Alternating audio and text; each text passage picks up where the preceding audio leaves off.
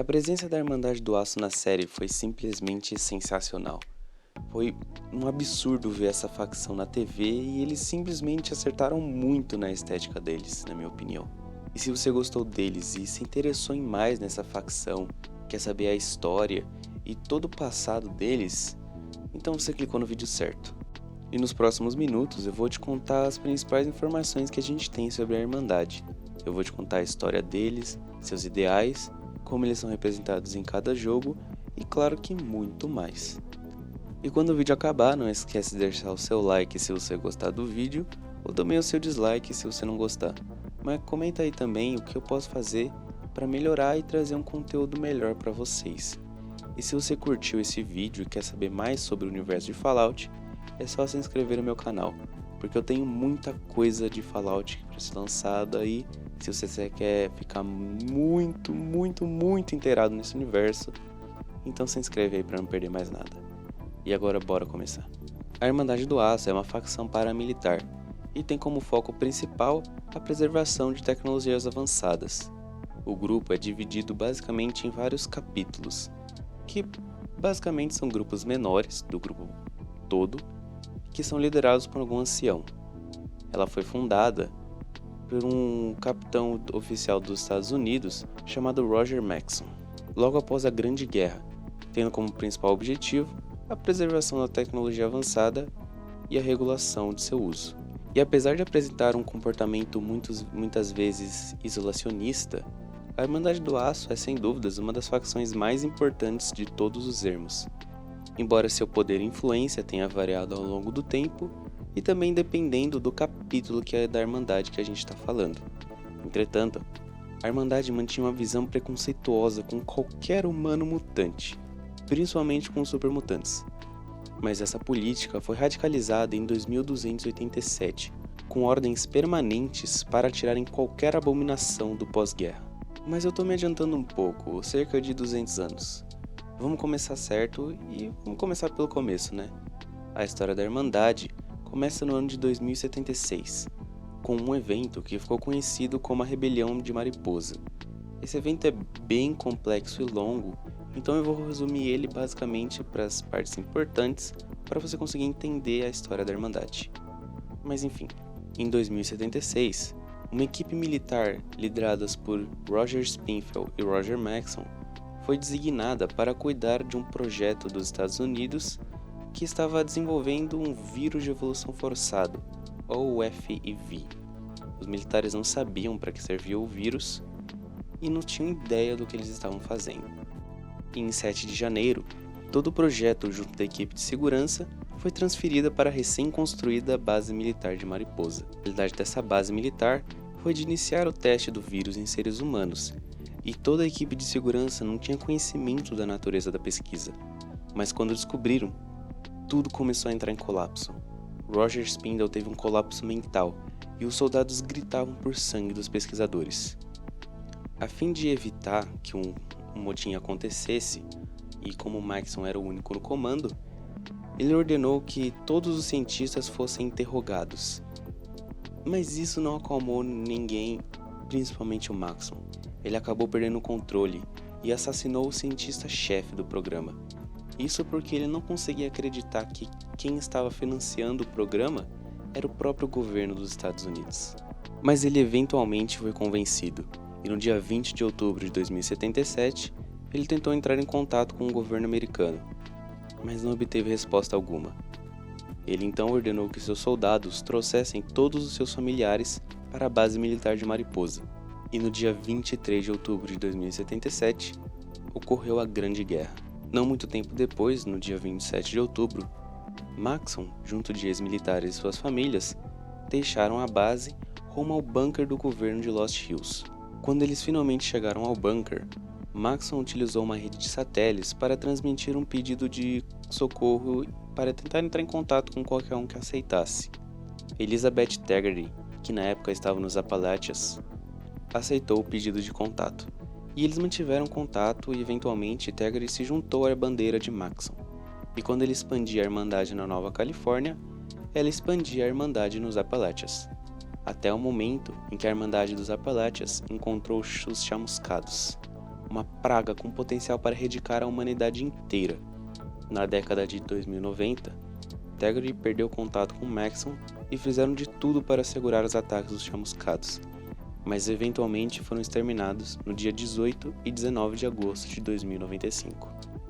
Quase 10 anos depois, um grupo de reforços vindo de Lost Hills chegou nos Appalachians para examinar vários centros de tecnologia e expandir a Irmandade pela costa leste e também descobrir o que aconteceu com Teggeri.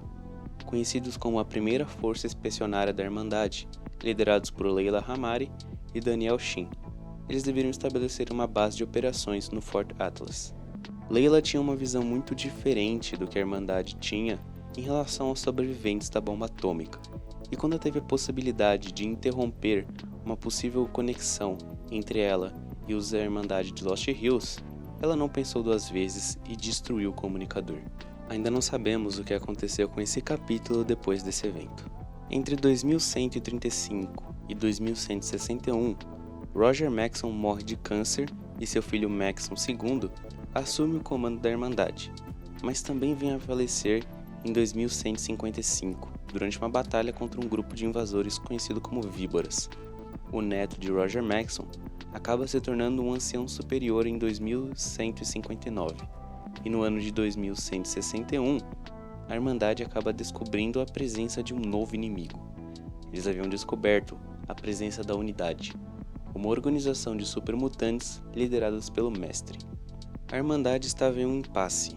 Eles não tinham nenhuma informação sobre a localização desses supermutantes e não pretendiam agir até conseguirem alguma. Mas isso tudo mudou com a chegada do habitante do refúgio, o protagonista de Fallout 1. A Irmandade, junto do habitante do refúgio, conseguiram encontrar e dar um fim ao Mestre e sua base de operações, localizada na base militar de Mariposa. Durante os eventos de Fallout 2, a Irmandade do Aço auxiliava comunidades a expulsarem supermutantes. Foi nessa época que ela começou a ser vista como uma organização de progresso e desenvolvimento tecnológico. Eles até tinham uma boa relação com a recém-formada Nova República da Califórnia. Mas durante os anos, com o crescimento da confiança da Irmandade como a única fonte de tecnologia avançada deixada à humanidade, ela permitiu que a sua proeminência e influência diminuíssem, ficando estagnada, e isso acabou deixando eles incapazes de lidar com a Enclave. Mas quando souberam de sua existência por volta de 2240, começaram a observar as atividades da Enclave. Mas com a destruição da Enclave pelo El Escolhido, o protagonista de Fallout 2, com a ajuda da Irmandade, a organização acabou ficando sem inimigos, e portanto começaram a expandir para o leste, incluindo a formação do capítulo do Mojave, liderado pelo ancião Elijah, e pela expedição até a capital dos Ermos, liderada pelo paladino sênior Owen Lyons. A divisão da capital dos Ermos acabou se revelando uma divisão rebelde por não seguir as ordens dadas pela central em Lost Hills, e Lyons acabou perdendo toda a comunicação com a Irmandade. E durante os eventos de Fallout 3, no ano de 2277, a Irmandade estava bem estabelecida na capital dos Ermos. Sob a liderança do rebelde Lyons, eles estavam auxiliando no Projeto Pureza, uma tentativa de purificar toda a água radioativa da capital dos Ermos. Mas a Enclave também estava de olho nesse projeto, e eventualmente ambas as facções entraram em batalha, com a Irmandade saindo vitoriosa mais uma vez, graças à ajuda do protagonista de Fallout 3 e o Liberty Prime. Nos anos seguintes, Lyons e sua filha infelizmente vieram a falecer, o que abriu um espaço para o novo cargo de comando da Irmandade da Costa Leste, e foi nesse momento que Arthur Maxon conseguiu entrar no poder. Ele tinha uma visão completamente diferente de Lyons e reformulou toda a Irmandade do Aço, voltando ao caminho original de preservar a tecnologia de uma maneira muito mais autoritária. E por volta de 2280, a Irmandade começou um projeto para construir uma aeronave como base de operações móvel. Essa aeronave recebeu o nome de Prydwen, e a construção dela só foi possível graças aos destroços da base móvel da Enclave, que foram tomadas pela Irmandade logo depois da ativação do Projeto Pureza. O preço a ser pago foi a destruição do Liberty Prime no processo. Enquanto isso, na Califórnia, O expansionismo desenfreado da Nova República da Califórnia levou em uma colisão com a Irmandade. Ambas as facções tinham visões diferentes de como a tecnologia deveria ser usada e manejada, o que levou a um conflito entre as duas facções. Essa guerra terminou com praticamente todo o capítulo do Mojave, liderados agora por Nolan McNamara, exterminados, e os sobreviventes se esconderam em refúgios subterrâneos. Mas a Irmandade não foi a única que sofreu com essa batalha.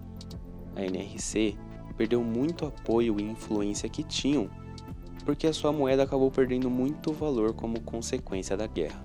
Agora, durante os eventos de Fallout 4, a Irmandade avançou rumo à comunidade, para encontrar e erradicar o Instituto. Com Arthur Maxson no comando e tendo como base de operações o aeroporto de Boston, a aeronave Prydwen e a iniciativa de restaurar Liberty Prime de volta ao estado funcional. Você agora sabe o essencial por trás da história da Irmandade, e teve muita coisa que eu tive que deixar de lado, porque o intuito desse vídeo era passar uma visão geral sobre a facção. E agora que você já sabe basicamente a história inteira, tá na hora também de você saber como é que funciona a hierarquia deles. Durante os vários anos de existência, existiram 4 diferentes maneiras de hierarquizar o poder da Irmandade, mas a gente só vai focar em 2, sendo a primeira, a original de Lost Hills, e a segunda, utilizada pela Irmandade de Arthur Maxson. A primeira, como eu já havia falado, é a hierarquia original, usada pela Irmandade em Lost Hills e capítulos da Costa Oeste. Você começa como um iniciante, e depois disso você passa para iniciante sênior, e pode escolher entre 2 caminhos.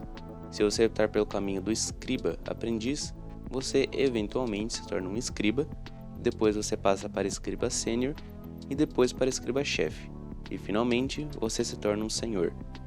E outra opção além do escriba aprendiz é o cavaleiro aprendiz, que também eventualmente você se torna um cavaleiro, e a partir daí você pode optar por se tornar um paladino ou seguir o rumo do cavaleiro. Seguindo o rumo do cavaleiro, você passa por cavaleiro sênior, depois para cavaleiro chefe e finalmente você se torna um senhor. Caso você tenha optado por se tornar um paladino, você vai passar pelo cargo de paladino sênior e depois paladino chefe, para enfim chegar ao cargo de senhor. Independente do caminho que você tenha escolhido, quando você se torna um senhor, você pode se tornar um ancião, o cargo de maior hierarquia. E como eu também já disse, a outra forma de hierarquia é vista pela Irmandade do Aço liderada por Arthur Maxson. Ela segue o mesmo princípio, mas tem alguns cargos a mais. Todos começam como escudeiro, e a partir daí, existem 3 opções de caminhos para escolher.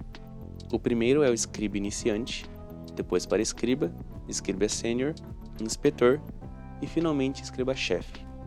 O outro caminho é o de se tornar um iniciante, depois você se torna um aspirante, depois cavaleiro, sargento cavaleiro, capitão cavaleiro, comandante cavaleiro, paladino, comandante paladino e finalmente você se torna um sentinela.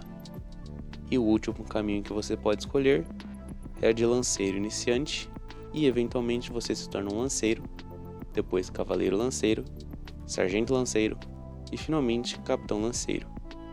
E também independente do caminho, quando você alcança o cargo de escriba-chefe, sentinela ou capitão lanceiro, você pode se tornar um ancião da Irmandade. Mas agora comenta aí o que você achou do vídeo. Você esperava que a Irmandade do Aço tivesse tanta história assim por trás dela? Você sabia de quase tudo isso que eu falei? Ou muita coisa você descobriu aqui nesse vídeo? Comenta aí porque eu quero saber se ele foi útil para você ou não. E é claro, antes de sair, não esquece de deixar o seu like se você gostar do vídeo e o seu dislike se você não gostar também. Mas nesse caso, comente aí o que eu posso fazer para melhorar, para conseguir trazer um conteúdo melhor para vocês. Porque é dessa maneira, com esse seu apoio, que eu consigo saber o que vocês querem ou não. Aqui em cima tá uma playlist com todos os meus vídeos de Fallout e logo abaixo tá o meu vídeo de Fallout mais recente. Se você com certeza quer ver muito mais coisas de Fallout, quer que eu traga mais coisas de Fallout, é só se inscrever no canal, porque eu vou trazer muita coisa pra vocês. E se você não quer perder nada, é só se inscrever no canal. Eu espero muito que você tenha gostado e eu vejo você no próximo vídeo, Andarilho.